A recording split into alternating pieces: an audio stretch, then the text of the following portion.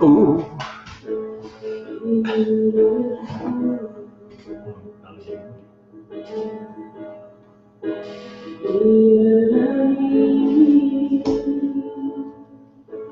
Allô, Mélanie. Ah, Mélanie, toujours la première. Salut, François. François.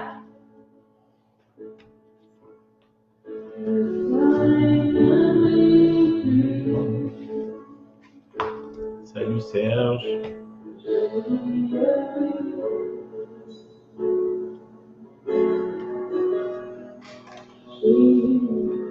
Allô. Sur le genre. Ah non, Non, c'est pas ça. Ok. Jenny! You, coucou! Mario-Hélène Michaud! Du Lude! Allô, Yvon. Allô, Yvon Annie. Gagné, nos amis! Ouh. Stabili, Yvon! Bonsoir, Yvon. Bonsoir! Lison, bonsoir, bonsoir, bonjour! Lison. Bonjour, bonsoir! Lison!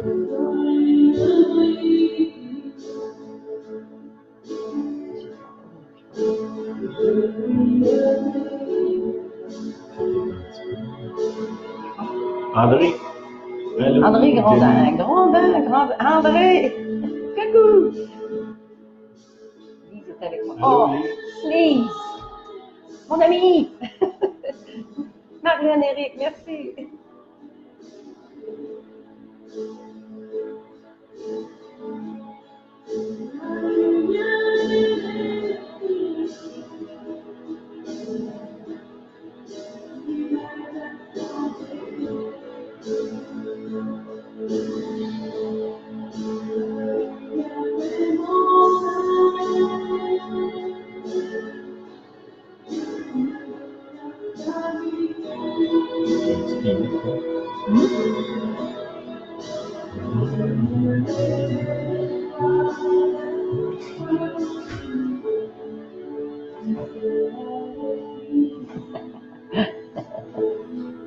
Pierre! Oh! Il n'est pas là. Allô, Christian. Christian. Oui. Salut! Oh, c'est bon de vous voir. Ils vont gagner. Salut! J'espère qu'on va rire. Attends, on va se voir.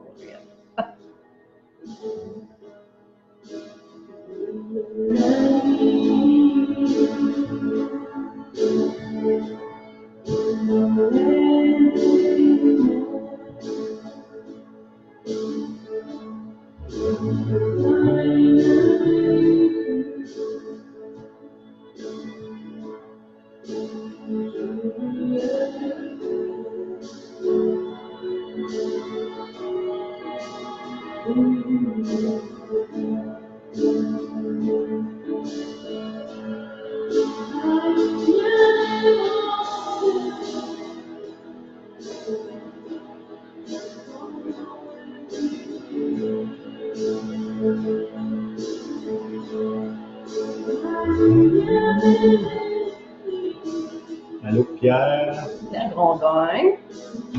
Chantal. Daniel.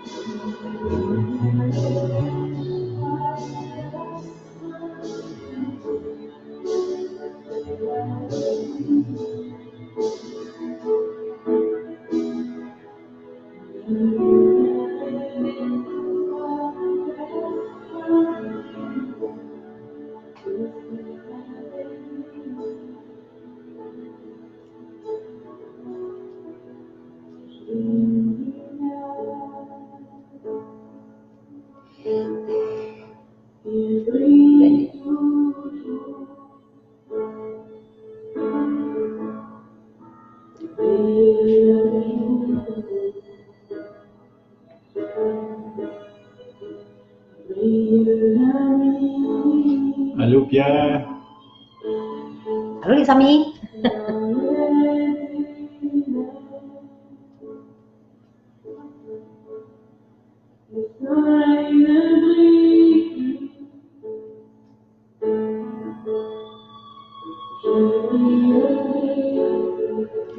Bonjour Daniel Lacroix. Oh, merci.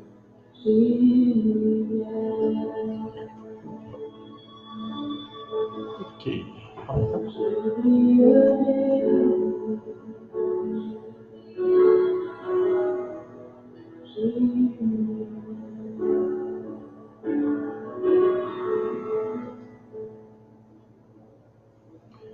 OK.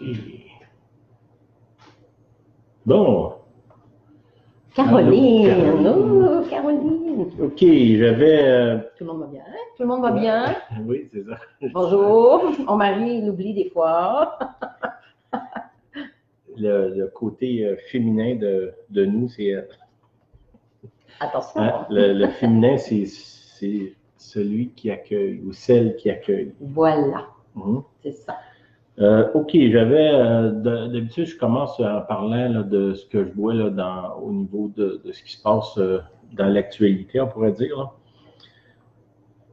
Là.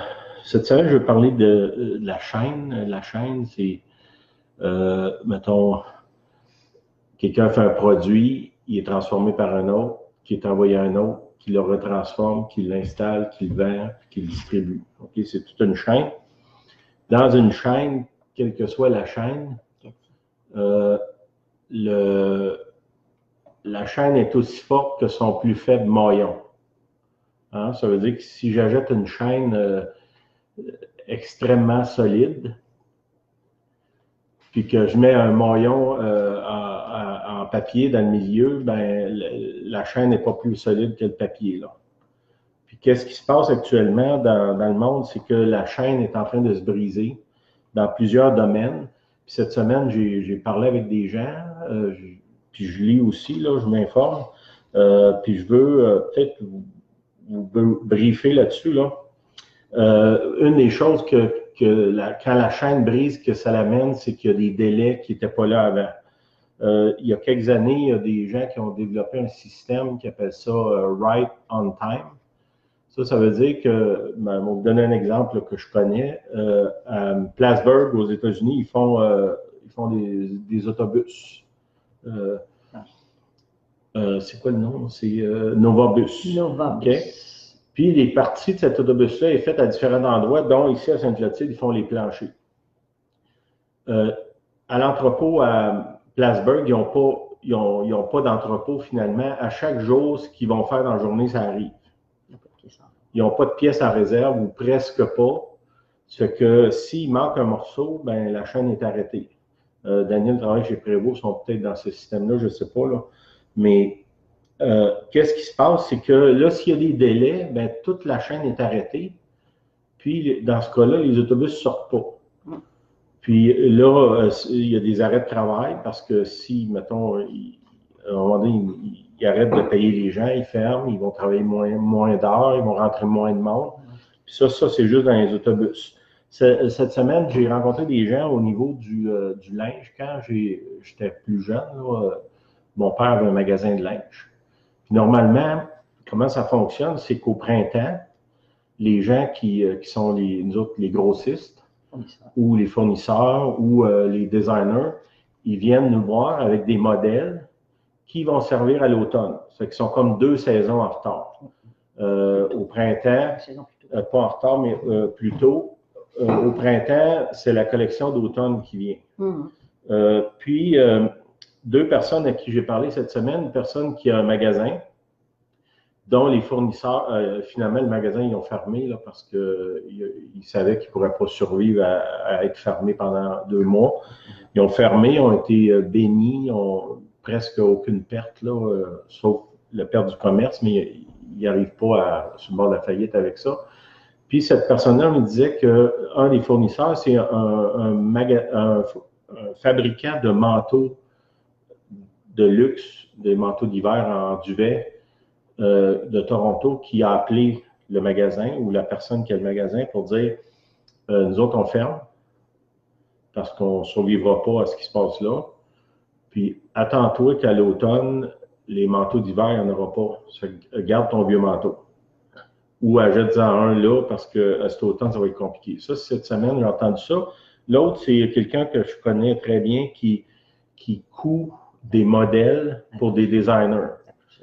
Comment ça fonctionne? C'est que, mettons, quand on avait le magasin, il arrivait, il y avait, mettons, une chemise.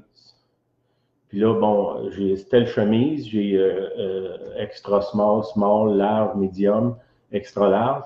Puis j'ai 6 couleurs. Combien t'en veux? Puis là, il y a un modèle. Mais normalement, au printemps, ils viennent pour la collection d'automne. Sauf que là, la personne qui coud pour les designers me dit, a eu 0 contrat cette année. Il n'y a rien. Aucun designer. Il n'y a aucun designer qui a produit des modèles pour l'automne, on parle là. Parce que là, son bout-là, qu'il y a déjà des maillons de la chaîne qui sont coupés. Donc, si les designers ne produisent pas, la personne qui coud n'a pas d'ouvrage. Ouais. La personne qui transporte, le grossiste, puis à la fin, le magasin. Qu'est-ce qu'il va y avoir des magasins à l'automne? On ne sait pas. Là. Bon. Est-ce que ça va être de même dans tous les magasins? La réponse, c'est non. Mais définitivement, ce qu'on est habitué de voir, où est-ce que les magasins, ça déborde de linge, dans le cas du linge, bien, ce ne sera pas le cas cette année. Ce qu'il faut qu'on réfléchisse à ça. L'autre chose, c'est qu'il y a des délais. J'ai commandé, ma fille a fait des masques pour des masques en coton. Elle m'en a envoyé il y a 2 semaines. Puis à la poste, c'est tel prix, livrable en 2 jours. Sauf que livrable en 2 jours, actuellement, c'est 3 semaines. Délai postal. Il y a un délai postal de 3 semaines pour un produit qui est vendu comme si tu me payes tant, en 2 jours, ça va être rendu au destinataire. Ça va être 3e semaine qu'on attend après ça, puis elle ne vit pas à Shanghai, là, elle vit à Montréal. Ça fait que ça, déjà là, la poste, puis je sais, un autre, bon, vous connaissez sûrement Amazon, là, qui vend du stock. Bon, Amazon, ils ne vendent pas vraiment des choses. On va m'expliquer qu'est-ce que je veux dire. Ce que Amazon a créé, c'est une chaîne qui est hyper rapide. Si vous avez déjà commandé d'Amazon, des fois, tu te demandes si le gars n'était pas parqué dans le cours. Tu commandes de quoi, puis 2 jours après, c'est rendu chez vous. Ce que Amazon a créé, c'est un système de livraison hyper rapide. Puis là, actuellement, Amazon, qui est leur marque de commerce de livrer dans des délais presque troublants, là, actuellement, ils sont en retard sur certains produits. Dans le cas de certains produits, c'est des semaines, puis des fois des mois de retard. L'autre chose, quelqu'un que je connais, il a acheté un congélateur au mois d'avril. Puis le magasin a dit, on est back order, tu n'auras pas de congélateur avant le mois d'août. Ça, c'est un autre produit. Bon, mettons, congélateur, si je n'en ai pas absolument besoin, c'est pas grave. Si mon autre a brisé hier puis que ça prend 2 mois avant de l'avoir, ben là, je suis pogné avec un tas de produits qui vont se gaspiller ou en tout cas, qu'il va falloir que je me débarrasse. Puis pourquoi je vous dis ça, c'est que si vous avez des projets, des plans, si vous avez une entreprise, une business, il y a quelqu'un qui me disait l'autre semaine que les pièces internes d'ordinateur sont rendues très rares sur le marché. Les circuits intégrés, toutes ces choses-là. Puis dans d'autres domaines aussi de la construction, vous savez, des achats à faire, des entretiens à faire, des travaux à faire. Je vous encourage à penser d'avance en sachant qu'ils vont avoir des délais qui sont très longs avant d'avoir les morceaux. Puis dans certains cas, des ruptures de stock qui disent, ma fille qui fait des masques, elle me disait que il n'y a plus d'élastique en Occident. Il n'y a plus d'élastique. Moi, j'en ai fait venir dans de la terre. Puis je ne sais pas quand est-ce qu'ils vont arriver. Ça va peut-être prendre 2 mois avant d'arriver. Les grossistes, il n'y en ont plus. C'est fait en Chine ou en Taïwan ou je ne sais pas quoi. Puis là, ici, il y a un magasin qu'on est allé voir. La madame a dit, on n'aura pas avant août. Ça, c'est juste un élastique, là. Pour faire les masques. Bon, imaginez-vous si c'est des pièces... mettons, qui sont bien importantes pour des machines, pour faire virer des compagnies, des choses de même. Puis tu as des délais de 2 mois pour avoir une pièce, puis ta machine ne marche pas en attendant. Donc, ça peut provoquer toutes sortes d'autres problèmes. OK? Pourquoi c'est important tout ça? C'est d'être à l'écoute du Saint-Esprit. Je vais vous donner un témoignage que j'ai entendu il y a quelques années. C'est un monsieur, un prophète. Quand il était petit garçon, c'était durant le temps de la crise de 1929.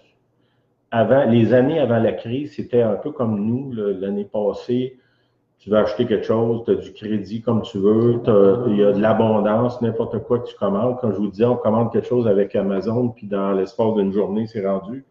Bon, il a vécu à cette époque-là, avant la crise de 1929, où est-ce qu'il y avait de l'abondance, les gens étaient un peu négligents, ils ne faisaient pas attention. Puis lui, le Saint-Esprit avait dit, ramasse tous les vieux pneus que tu peux. Puis là, les gens, mais tu sais, les pneus, tu n'as pas tout à fait fini, tu es encore bon, mais on va en acheter d'autres. Puis il jetait les vieux pneus. Puis lui, il a rempli une grange de vieux pneus. Puis son père, il disait, t'es malade, c'est dangereux, pourquoi tu fais ça? T'es tout en train d'encombrer notre grange, blablabla. Et lui, puis il était enfant là, à ce moment-là, je sais pas, il avait 7, 8 ou 10 ans peut-être. Puis il faisait les vidanges, il ramassait les vieux pneus partout. Puis quand la crise est arrivée, ils ont revendu les pneus, puis ça a permis à sa famille de passer au travers de la crise sans crever de faim. Bon. Qu'est-ce que je suis en train de dire? C'est que on sait qu'il y a des coupures de stock, des délais, des choses qui sont en transit, des choses qui vont être qui seront pas fabriquées parce que le fabricant va fermer ou toutes sortes de choses. Si nous autres, on est à l'écoute du Saint-Esprit, on va être capable de passer au travers d'une crise comme ça sans être trop endommagé. L'idée, c'est d'être à l'écoute puis d'obéir. Si Dieu me dit ramasse les vieux pneus, même si ma femme me dit ah, tu gaspilles, ben si j'obéis au Seigneur, elle va être bien contente après la crise que j'ai obéi au Seigneur. OK? Bon, je ne suis pas en train de vous dire de ramasser les vieux pneus, là. Ce que je dis, c'est que si vous êtes à l'écoute du Saint-Esprit, il va vous guider, puis il va vous permettre de traverser cette crise-là. Puis ça peut être des innovations, des nouveaux produits, changer de ligne. Je produisais tel produit, puis là, je vois où le Saint-Esprit me parle, puis il me dit, ben va-t'en dans l'autre ligne, là, parce que c'est ça qui va être l'avenir, finalement. Là. C'est que je vous laisse réfléchir à ça, prier, demander au Seigneur qui vous parle, personnellement, puis peut-être pour d'autres aussi. Là. J'ai un verset que je veux vous lire. C'est dans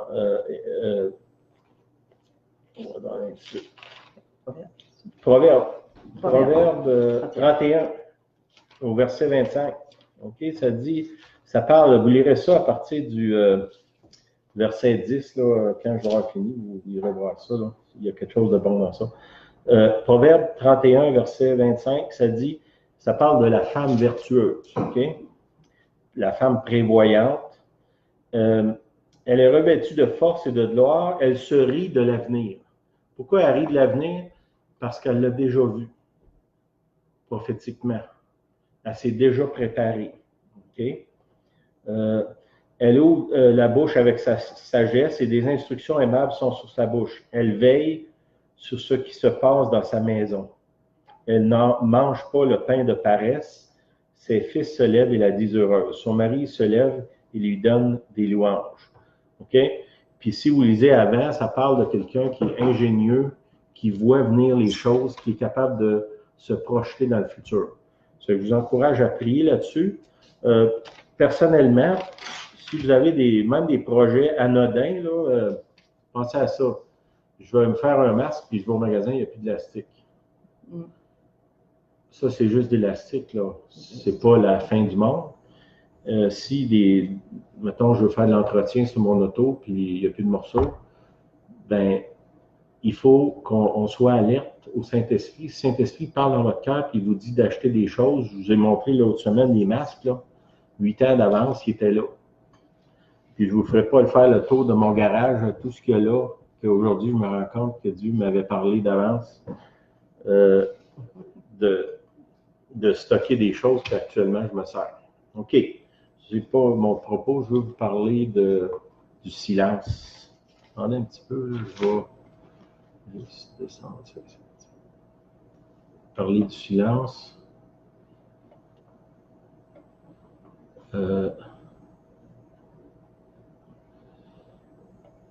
Ouais. OK. Ça va avec ce que je viens de vous dire, là. Comment est-ce qu'on peut entendre Dieu à ce point-là que Dieu me dit ramasse les vieux pneus? Ben, c'est une pratique. C'est quelque chose qu'on construit, qu'on travaille avec les années. OK? Je veux parler du silence. Dieu, il est poli. Quand on parle, il ne parle pas. Quand on écoute, il parle. Gentleman. Il est gentleman, c'est ça. Gentleman. OK. Je vais vous parler de 3 silences. OK. Le premier, c'est le silence des mots. On arrête de parler. Ça, c'est le premier pas vers l'intimité avec Dieu. Ceux qui me connaissent savent que je ne suis pas quelqu'un qui prie beaucoup, là. Je suis quelqu'un qui écoute beaucoup. Okay? Je me rends compte avec les années que quand je me connecte avec le Saint-Esprit, puis je prie ce que lui met dans mon cœur, ces prières-là sont efficaces à 100%. Des fois, notre prière, c'est un peu comme si j'irais à la chasse avec une mitraillette, puis je tire partout en espérant toucher quelque chose. Tandis que quand on est connecté avec le Saint-Esprit, c'est un peu la mentalité d'un tireur d'élite. Chaque balle touche sa cible. Puis ça, si on s'en va dans le silence, on devient plus un tireur d'élite que, j'ai envie de dire un tireur fou, là, mais je ne le dirai pas. Trop tard, je l'ai dit. Bon, OK. C'est le premier pas vers l'intimité avec Dieu, c'est le silence. OK? L'intimité, c'est important. C'est là que Dieu nous parle, c'est là qu'il nous rencontre, c'est là qu'il fait un travail en silence à l'intérieur de nous. La grande majorité du travail de Dieu, ça se fait en silence, ça se fait à l'intérieur. OK? C'est le premier pas, c'est le silence des mots et des paroles. Okay? Ça veut dire qu'au départ, il faut que moi, j'arrête de parler. Ça, pour certains, c'est facile, pour d'autres, c'est extrêmement compliqué de juste dire, j'arrête de parler, là, j'arrête d'écouter de la musique, parce que quand j'écoute de la musique, je me mets à chanter, il faut que j'arrête de parler. Okay? Les mots ne sortent plus de ma bouche. Ça veut dire que je ne suis pas en train de murmurer puis parler en langue. C'est vraiment un silence, je me tais. OK? Bon, un coup, j'ai contrôlé ma bouche.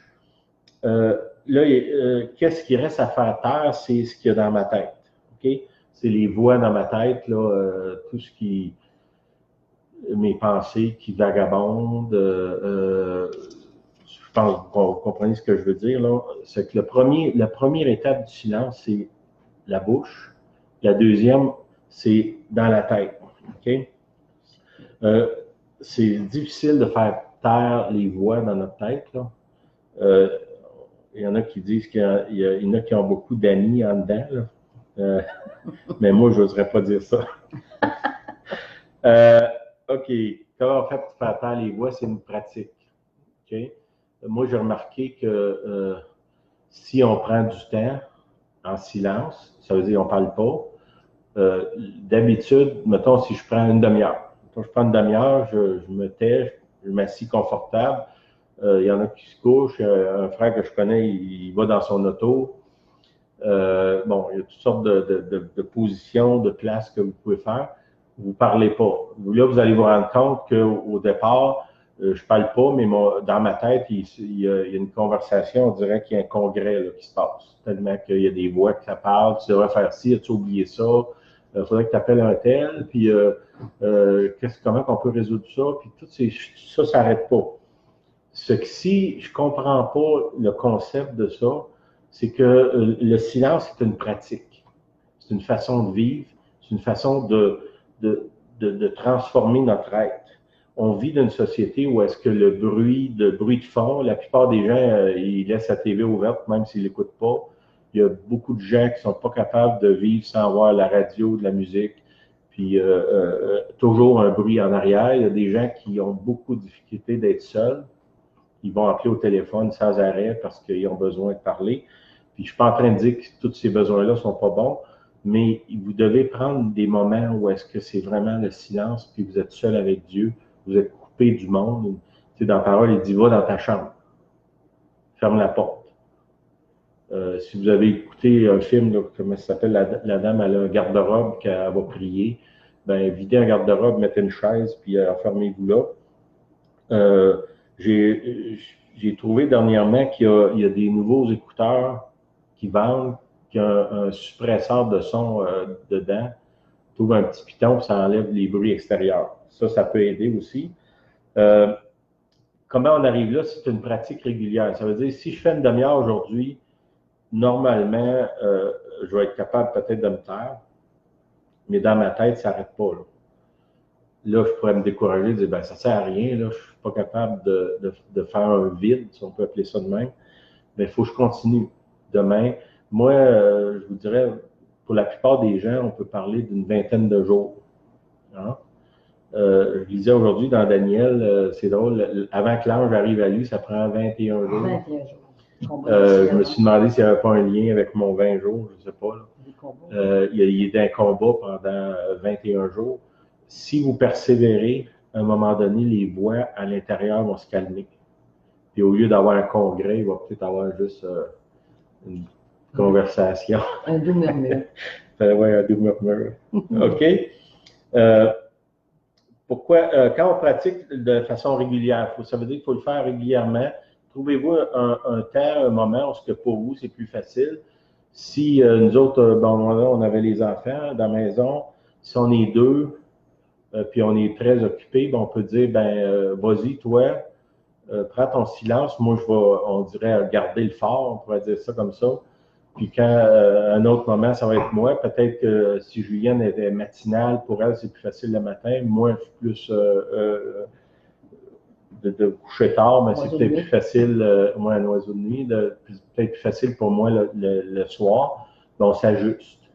Puis on prend le moment qui est le plus facile. Puis on essaye de le faire de façon régulière. Puis ça va nous conduire vers une révélation de Dieu. OK? Puis pourquoi la révélation de Dieu, c'est important? Prenez dans le livre de Job, Dieu, il dit au départ, il vante Job comme quelqu'un qui est proche de lui, qui est son serviteur, qui est intègre, tout ça. Puis là, il arrive toute une aventure à Job. Puis dans Job 42, verset 5, Job, il dit, j'avais entendu parler de toi, mais maintenant mes yeux t'ont vu. Okay? Ce Job-là que Dieu vante au début comme étant son ami, finalement, Job, il dit, finalement, Dieu, je ne le connaissais pas. Là. Si Job arrive à cette conclusion-là, après avoir eu un tel témoignage de Dieu, nous autres, peut-être qu'on a un petit peu d'amélioration à faire. Okay? Celui qu'on croyait connaître, on va le connaître. Parce que souvent, nous autres, on est un peu comme les théologiens, on étudie Dieu comme si c'était un objet qu'on a démonté puis que là, on sait comment ça fonctionne. Dieu est pas mal plus complexe que tout ce qu'il y a sur la planète. Là. Ça fait que l'idée de le comprendre, de le connaître, c'est pas la même chose. Puis là, dans le cas de Job, OK? L'autre, c'est dans Jean 21, 17, c'est Jésus qui demande à Pierre, m'aimes-tu, m'aimes-tu? Puis Pierre, finalement, il finit par dire, Seigneur, toi, tu sais tout. OK? Ça aussi, la révélation du Dieu qui sait tout. Tu sais, théologiquement, on sait que Dieu sait tout, là, même dans l'Église catholique, le credo de l'Église, Dieu sait tout. Voit tout, connaît tout. Ça, je peux le dire, mais est-ce que c'est vraiment imbriqué dans moi que je sais que Dieu sait tout? Donc, s'il sait tout, il sait d'avance qu'est-ce qui va arriver. Il n'est pas jamais pris de court, il n'est jamais pris au dépourvu, il ne se range pas les ongles. Cette révélation-là que dire, moi je ne le sais pas, Seigneur, c'est ça que Pierre dit à ce moment-là, il dit, moi je ne le sais pas, Seigneur, mais toi tu le sais. Puis ça, c'est toute une révélation de Dieu, parce que quand j'ai reçu cette révélation-là, je peux, me reposer sur ça. Le fait que moi je ne le sais pas, mais je connais celui qui le sait. Puis ça me suffit. Puis oui, Dieu peut me révéler. Je donnais l'exemple du frère qui a dit ramasse les pneus, parce que moi, je sais que dans X années, tu en auras besoin. Ça, c'est quoi? C'est le Dieu. Moi, je ne le sais pas, Seigneur, mais toi, tu le sais, puis je te fais confiance. OK? Dans le psaume 91, 2, ça dit celui qui est mon refuge. Puis dans un temps de détresse, actuellement, on vit de la détresse de toutes sortes de façons. Financière, émotionnelle, spirituelle, familiale. de connaître Dieu comme celui qui est mon refuge. Puis moi, je vous dirais, une des places que Dieu, pour moi, s'est révélé comme celui qui prend soin de moi, c'est quand j'ai eu mes temps de silence. Il y a un travail qui s'est fait à l'intérieur que je ne vois pas d'aucune autre façon que ce travail-là peut se faire. Peut-être qu'il y en a d'autres, je ne connais pas toutes, mais dans mon expérience, ces moments de silence-là, le Seigneur s'est approché de moi, il s'est fait connaître, il s'est révélé d'une façon qui ne s'est jamais révélée avant que moi je prenne les temps de silence. OK? Puis, ce que ça fait, c'est que ça révèle aussi tous les attributs de Dieu, hein?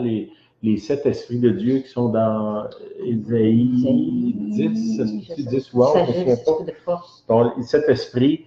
Après ça, quand Dieu se révèle à Moïse au buisson ardent, il y a les caractères de Dieu qui sont là. Ça vient, ça se révèle, puis ça se...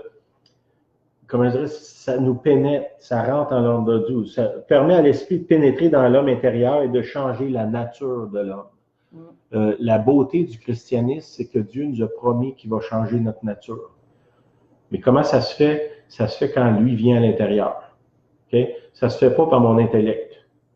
Même si je sais ce qui est bon, je suis incapable de l'accomplir, c'est ce que Paul nous dit. Là. Donc, il faut que Dieu vienne en moi et que lui l'accomplisse. OK? Ce n'est pas un sacrifice. Non, attendez un petit peu. OK. Se taire, c'est de s'abandonner. OK? Puis l'abandon, c'est l'ultime combat de la vie chrétienne. OK? Les combats, ce n'est pas contre le diable. Là. Le combat, c'est entre moi et Dieu. Puis c'est là qu'il y a la majorité des combats chez les chrétiens. Moi, je pense que pour la majorité des chrétiens, le diable est en vacances. Là. Il n'y a pas besoin d'intervenir. On est tout le temps en train de se battre contre Dieu. Mm-hmm. Puis l'abandon. Fais-moi confiance. Hein? C'est comme si le Seigneur dit, ferme tes yeux, donne-moi la main, puis suis-moi. Puis là, nous autres, on est tout le temps en train d'ouvrir les yeux, de retirer notre main, de vouloir se sauver par en arrière. Puis là, il revient, donne-moi ta main, ferme tes yeux, suis-moi. Puis ça, ben, c'est l'abandon. Puis ça, c'est facile à dire, là. Pas beaucoup de monde qui l'ont fait. OK? C'est pas un sacrifice, l'abandon. OK? Quand on s'abandonne, on s'enracine dans Dieu. Hein, c'est dans le psaume 1 qui dit il est comme un arbre planté près d'un courant d'eau. On s'enracine dans la volonté de Dieu. Quand on s'abandonne. Okay? Puis quand on marche dans la volonté de Dieu, bien, toutes les ressources pour nous bénir sont là. Okay? Quand l'œuvre du silence est enclenchée, il y a progressivement l'abandon des désirs. Okay? Le deuxième niveau d'abandon, c'est les désirs. Okay? C'est quoi? Quand on abandonne nos désirs, là, je vais vous l'expliquer. Dans Jacques 4, au verset 1, ça dit « D'où viennent les luttes? D'où viennent les querelles parmi vous? N'est-ce pas vos passions? » Puis le mot passion, je vous l'ai déjà dit, ça veut dire, dans le dictionnaire, passion, c'est souffrance. OK? Qui combattent dans vos membres. Qu'est-ce qu'il dit ici? C'est que, puis vous remarquerez ça, quand je veux aller en silence, une des choses qui m'empêche d'être en silence, c'est mes désirs. OK? Je veux ci, je veux ça, je veux aller là, je veux que telle chose arrive. Puis là, c'est un constant flot de pensées qui me volent mon attention vers le Seigneur. Tous mes désirs. Je ne sais pas si peut-être les femmes moins, mais mettons, si vous êtes un homme, mettons, là, j'ai été magasiné un gros pick-up, là. Là. Bon, ça, c'est mon désir. Je veux un pick-up. J'ai dit à Julienne, j'allais juste les voir. Mais, puis là, elle a appris que j'arrive pas avec un. Hein. Ça fait que, bon, c'est pas vrai, là, ce que je vous dis là c'est juste une farce. Mais, qu'est-ce qui se passe si je vais magasiner un pick-up? Mon désir est là, puis à un moment donné, ça l'occupe toutes mes pensées. Ça peut être la même chose, je sais pas, mettons, on va aller en vacances. Je sais pas, moi, je vais aller dans le sud, je vais aller en Europe, je vais aller, bon, n'importe où. À un moment donné, je me rends compte que ce désir-là occupe presque tout l'espace. Toute l'énergie s'en va là-dedans.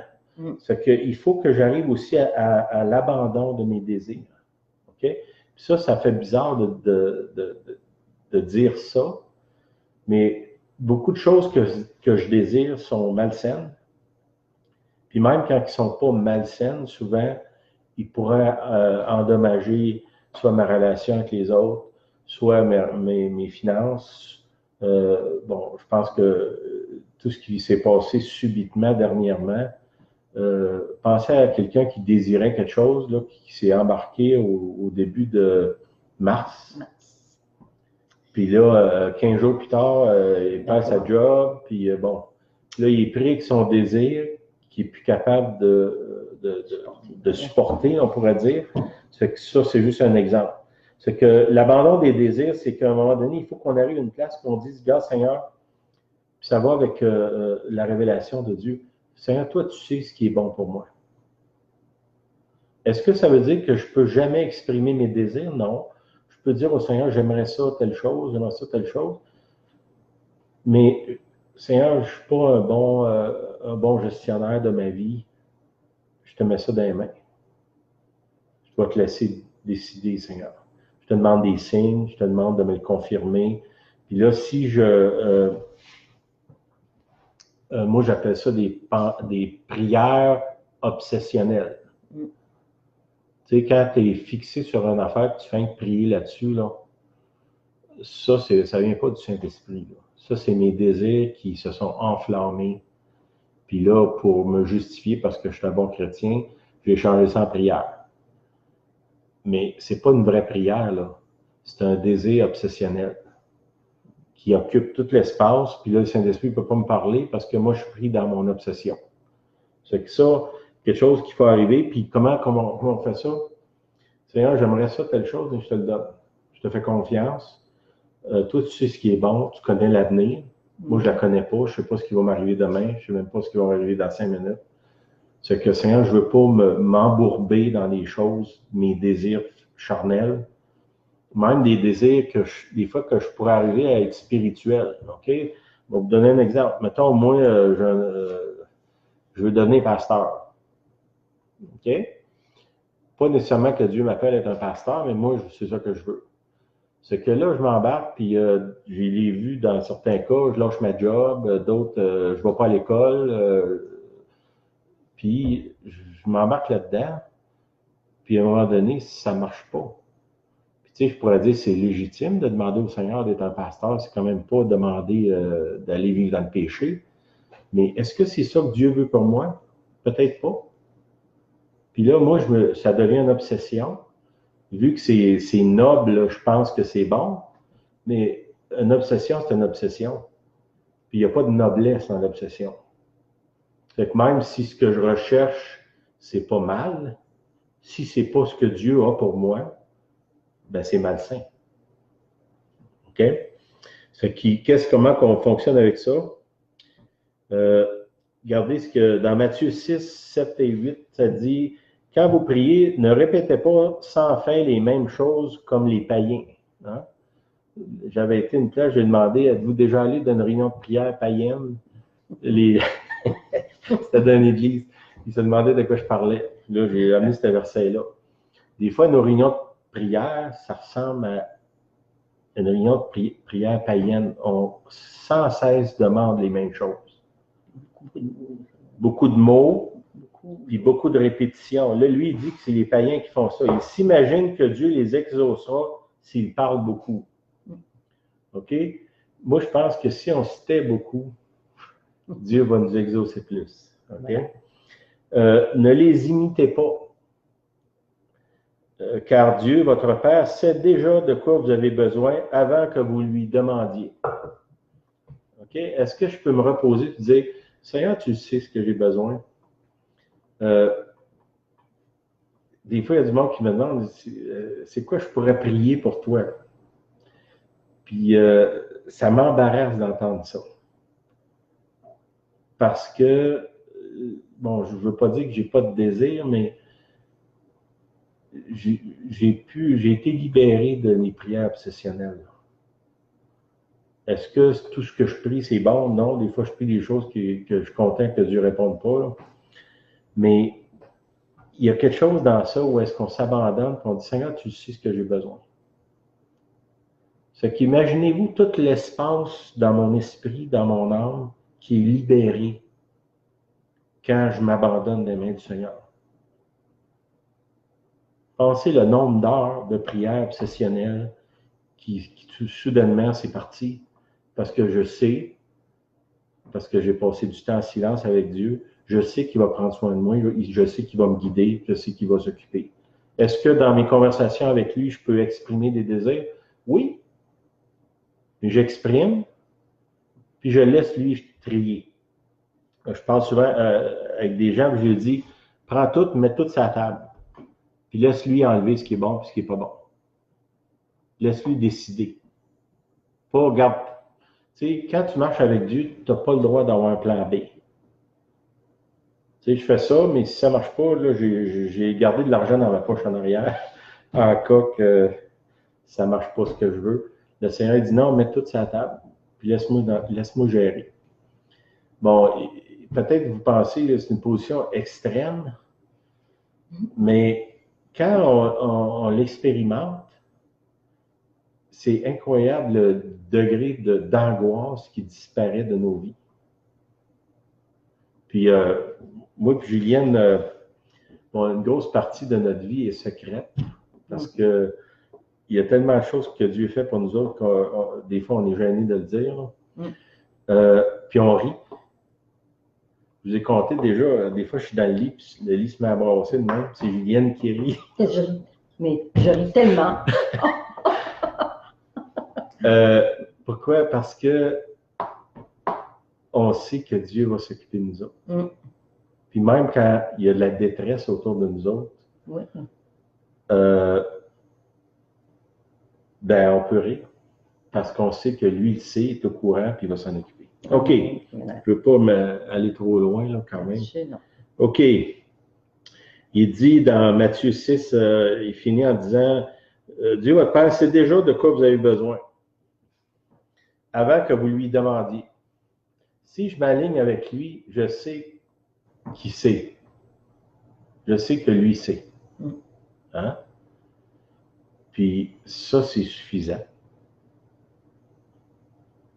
C'est que ça me libère de, comme je vous dis, beaucoup de prières que des chrétiens font, qui demandent des choses qui sont même dangereuses pour eux autres, même s'ils sont légitimes. Là. Si on abandonne ça, qu'on dit, Seigneur, toi, tu le sais ce que j'ai besoin, on a de l'espace pour prier pour les autres. Parce que j'ai plus besoin de prier pour moi. Là. Je sais, moi, que Dieu s'occupe de moi. Puis, dans mes... Là, c'est plus de la prière, c'est une conversation. Je dis au Seigneur, Seigneur, j'aimerais ça aller en nord de la terre avec tel frère. J'aimerais ça. Ben, oui, c'est une prière, mais en même temps, c'est pas une obsession. Puis, ça se peut que Dieu dise oui, ça se peut qu'il dise non, mais c'est correct. S'il dit oui, c'est correct. S'il dit non, c'est correct. Fait que, OK? Psaume 27, 4, ça dit « Je demande à l'Éternel une chose que je désire ardemment.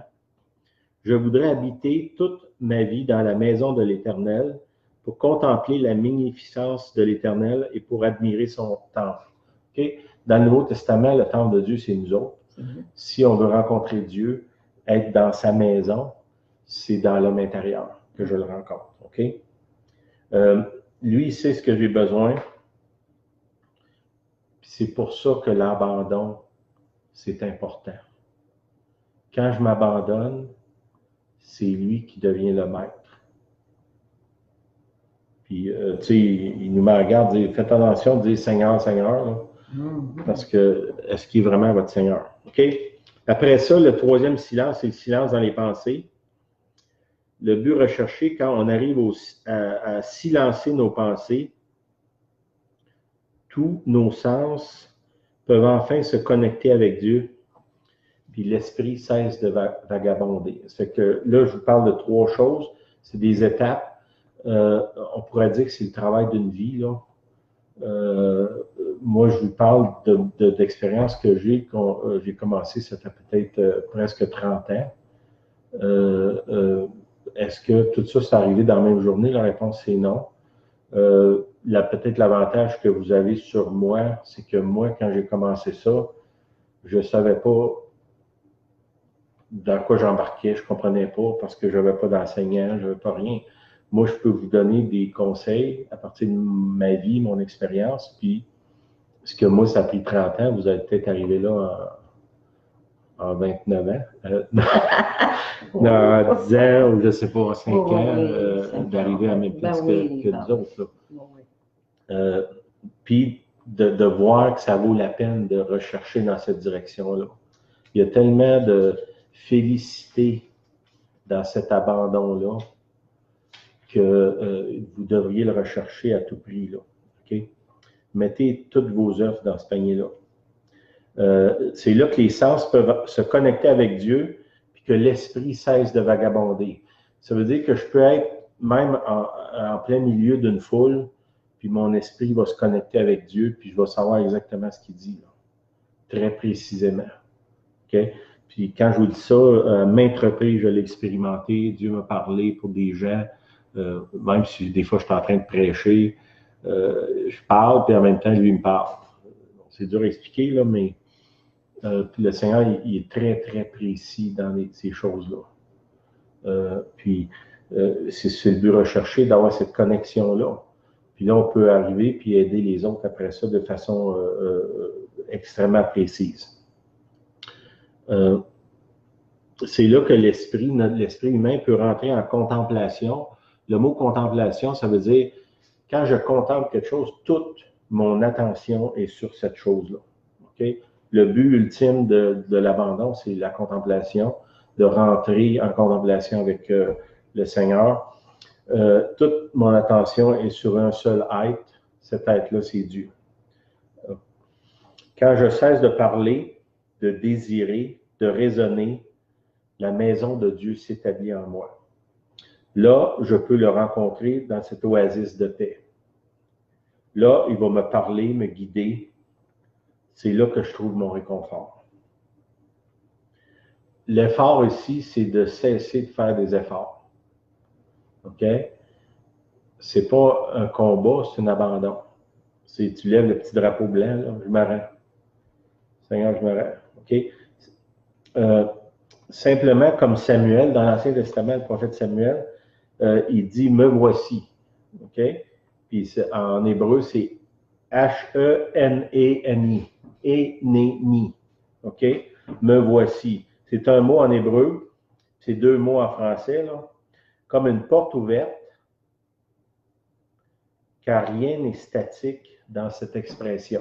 Okay? Quand je dis me voici, ça l'appelle un geste, ça l'appelle une détermination, c'est une réponse qui apporte ou qui amène nécessairement un mouvement. Me voici. Dieu l'appelle, puis il se lève et dit me voici. Puis ça, c'est ce que Dieu recherche pour nous autres. Okay? C'est une porte ouverte sur ce qui va advenir pour celui qui parle et pour celui qui entend. Quand Dieu m'appelle, il y a une porte, lui il rouvre une porte, puis moi aussi j'en rouvre une. C'est un peu comme, je ne sais pas, vous avez déjà été dans des hôtels, des chambres qui communiquent, il y a deux portes, une de chaque côté. Moi, je peux ouvrir ma porte, mais si l'autre, le bord, il n'en rouvre pas, je n'ai pas accès. Il faut que les deux rouvrent la porte. Chacun leur porte. Quand Dieu m'appelle, puis que moi, je réponds, me voici, les deux portes s'ouvrent, puis là, on est en communion. On rentre en communion l'un avec l'autre. Puis, je veux finir avec ça. Je veux prier qu'on ouvre la porte du silence. OK? Que chacun de nous, puis quand je vous dis, c'est une démarche, là, c'est pas oui, j'ai entendu un message là-dessus, là. Non, c'est une nouvelle façon de vivre, c'est une façon de marcher, c'est une façon de vivre la vie chrétienne. Je dirais depuis 30 ans, ou nous autres, ça fait 40 ans qu'on est chrétiens. Là. Il y a toutes sortes d'avenues qu'on a explorées. Puis pour moi, il n'y a aucune avenue que j'ai explorée qui n'a pas porté plus de fruits que ça. Là. Ces moments de silence-là, la transformation intérieure, la transformation du caractère, la nature du Christ qui vient sur nous, la capacité d'entendre le Saint-Esprit, le désir d'obéir, d'être capable de voir ce que les autres ne voient pas, c'est venu dans le silence.